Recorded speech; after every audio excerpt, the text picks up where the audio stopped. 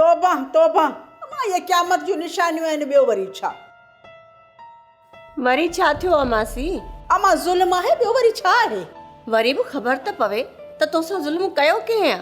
इहो मलूक या जेका धीअ अथसि न पिरे चए थो मुंहिंजी सोन जी ठहियल आहे सोन जी ग़रीबनि खे आउं बि कोन ॾींदुसि अरे अम्मा ॻाल्हि सम्झ में नथी अचे अलाए कहिड़ो विलायत मां को शहज़ादो ईंदो जेको इन छोरी सां पणबो अड़े है इहो मूं ॻाल्हि कंदे शर्म बि नथो अचेसि ॿुॾी नथो मरे।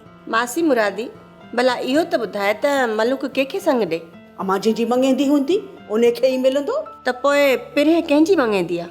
तुंहिंजा सिकील तो बचड़ो जीए बचे शाल बशू ऐं उन जी मंग आहे। अच्छा त इहा ॻाल्हि आहे।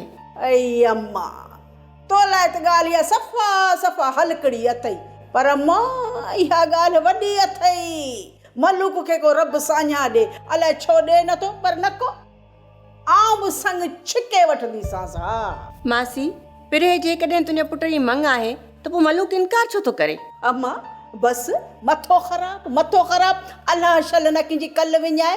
तूं उल्को न कर मां मलूक सां थी ॻाल्हायां।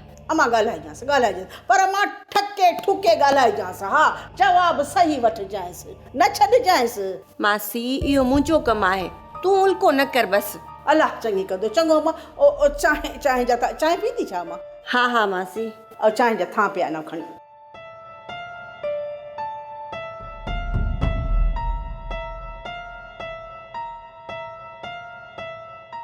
बाबा साईं सब इंतजाम मुकम्मल है बस ॾींहं ॿिनि में या पिरे तव्हांजी महिमान वर पर ख्याल सां का गड़बड़ न थी।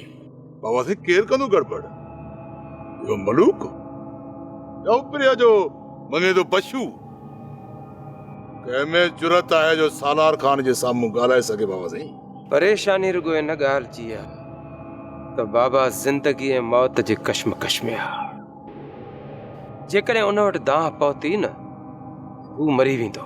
बाबा तव्हां गणती न कयो कंहिंखे ख़बर ई न पवंदी प्रिया खे आसमान झटे वियो या ज़मीन गिरी वियसि।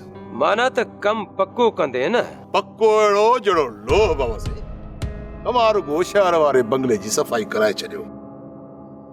अॼु राति या प्रिया तव्हांजे कैद में पई फत कंदी हिते रखीसि जान जा पट।